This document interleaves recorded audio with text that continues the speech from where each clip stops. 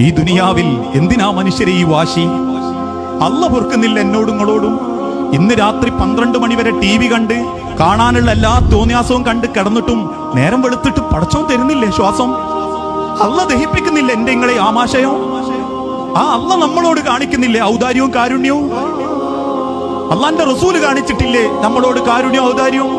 ഒരു യുദ്ധസ്വത്ത് വീതം വെക്കുന്നതിനിടയിൽ ഒരു സ്വഹാബിക്ക് കിട്ടിയത് കുറച്ച് കുറഞ്ഞു അയാളെ ചിന്തയില്. ഉടനെ അദ്ദേഹം റസൂലുള്ളാന്റെ നേരെ നിന്നിട്ട് പറഞ്ഞു, മുഹമ്മദേ, എന്റെ വാപ്പന്റെ മുതലൊന്നല്ലേലോ, എനിക്കെന്താ ഈ കുറച്ച്? വാപ്പാനെ സമൂഹത്തിന്റെ മുൻപിൽ ആക്ഷേപിച്ചപ്പോ ഏതൊരാളെയും രക്തം തെറിക്കും, ഏതൊരാളുടെയും ചൂടുപിടിക്കും. അള്ളാന്റെ തിരുദൂതൻ പുഞ്ചിരിയോടെ തിരിച്ചു പറഞ്ഞു, സഹോദരാ, നിന്റെ വാപ്പന്റെതായിരുന്നെങ്കിൽ നീ ആഗ്രഹിക്കുന്നത് നിനക്ക് ഞാൻ തരികയായിരുന്നു. ആ അള്ളാഹ് പൊറുക്കുന്നുണ്ട്, അള്ളാന്റെ റസൂല് പൊറുക്കുന്നുണ്ട്. അതിനേക്കാളിലും ഇവിടെ കിടക്കുന്ന നമ്മക്കെന്താ മനുഷ്യരെ ഇത്ര പവറ്? പിന്നെന്താ നമ്മക്ക് ഇത്ര വാശി? ആർക്ക് മുൻപിലാ പിന്നെ നമ്മൾ ഈ കിബറും കാണിച്ചോടുന്നത്? അവസാനം മരിച്ചു കിടക്കുമ്പോ പണക്കുമായിട്ടാ മരിക്കുന്നതെങ്കിൽ പിന്നെ നിങ്ങളെ നിസ്കാരത്തിന്റെ കണക്കൊന്നും അള്ളാഹ്ക്ക് വേണ്ടട്ടോ. പിന്നെ നിങ്ങൾ നോറ്റുവീട്ടിയതിന്റെ പവറൊന്നും പടച്ചോന് വേണ്ട. ഇത് ഞാൻ പറഞ്ഞതല്ല. മദീനത്തെ പള്ളിയിലിരിക്കുമ്പോ ഒരു സുബഹി നിസ്കരിച്ച് അള്ളാന്റെ റസൂലുള്ള അവിടെ ഇരിക്കുന്ന സമയത്ത് മഹാനായ ഇബ്നു മസ്ഊദ് റളിയല്ലാഹു അൻഹു എഴുന്നേറ്റ് നിന്നിട്ട് പറഞ്ഞതാ, ഈ കൂട്ടത്തിൽ ആരെങ്കിലും കുടുംബബന്ധം മുറിച്ചോലോ പിണങ്ങി നടക്കുന്നോലോ ഉണ്ടെങ്കിൽ എണീറ്റ് പോണം വിടുന്ന്. പള്ളിയിൽ മൂത്രമൊഴിച്ച അറാബിയോട് കാരുണ്യം കാണിച്ച റസൂലുള്ള, ആ അറാബിയോട് കാണിച്ച ഔദാര്യം പോലും കുടുംബബന്ധം മുറിച്ചവരോട് കാണിക്കാതെ പറയാ, ഇക്കൂട്ടത്തിൽ ആരെങ്കിലും കുടുംബബന്ധം മുറിച്ചോലുണ്ടെ എണീറ്റ് പോണമെന്ന്.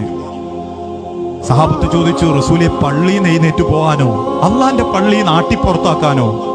ഇബ്നു മസ്ഊദ് റളിയല്ലാഹു അൻഹു പറഞ്ഞു, റസൂലുള്ള പറഞ്ഞിട്ടുണ്ട്, അവരിയ്ക്കുന്ന സദസ്സിൽ അള്ളാന്റെ ബർക്കത്ത് ഇറങ്ങൂല. കുടുംബബന്ധം മുറിച്ചവര്, തമ്മിൽ തെറ്റി നടക്കുന്നവര്, അലോക്യത്തിൽ നടക്കുന്നവര് ഇരിക്കുന്ന സദസ്സിൽ അള്ളാന്റെ ബർക്കത്ത് ഇറങ്ങൂല. ഇത്രയും മനുഷ്യന്മാര്, നല്ല മനുഷ്യന്മാര് ജീവിക്കുമ്പോ അതിന്റെ ഇടക്ക് കുടുംബബന്ധം മുറിച്ച ഒരാളുണ്ട്, വാനലോകത്തുനിന്ന് മലക്കള് ശപിക്കുന്ന നാണം കെട്ടോനെ. ഈ കാരണം ആ സമൂഹത്തിന്, ആ സദസ്സിന് കിട്ടണില്ലല്ലോ എന്ന് അവര് ശപിച്ചുകൊണ്ടിരിക്കുന്ന അത്ര ഗൗരവ. പക്ഷെ നമ്മക്കോ പിണങ്ങാന്ന് പറഞ്ഞ മൂക്കിന്റെ തുച്ഛത്താ ദേഷ്യം. പെട്ടെന്ന് പിണക്കം കഴിയും. ഒന്ന് കയറി ചെന്ന് ചെല്ലാൻ. ഈ അടുത്ത ദിവസം ഒരു മയ്യത്ത് സംസ്കരണത്തിൽ പങ്കെടുക്കുമ്പോ ഒരാള് ആ കവറിലേക്ക് ആ മനുഷ്യന്റെ മയ്യത്തെക്കുമ്പോ പറയാ, നല്ല മനുഷ്യനായിരുന്നു, പള്ളിയിൽ സുബഹിക്ക് വരും, ചിലപ്പോൾ മോട്ടർ മൂപ്പരാടുക, എന്ത് മഴ ഉണ്ടെങ്കിലും മൂപ്പര് വന്നിട്ടല്ലാണ്ട് പള്ളി തുറക്കൂല, ഒരു പൈസയും മൂപ്പര് വാങ്ങിയിട്ടില്ല, എന്തുണ്ട് ചോദിച്ചാലും 10, 100, 1000 ആയിട്ട് തരും, നല്ല മനുഷ്യൻ. എന്നിട്ട് അവസാനം അയാൾ പറയാ, ആകെ ഒരു മോശം എന്ന് പറയാനുള്ളത് കാരണം ഒരു 8-9 കൊല്ലായിട്ട് പണക്ക, അല്ലാണ്ട് ഒരു കുറവ് ആ മനുഷ്യനില്ല. ആ ഒരൊറ്റ കുറവ് മതി. പിന്നെ പഠിച്ചോ നിങ്ങളതൊന്നും സ്വീകരിച്ചു.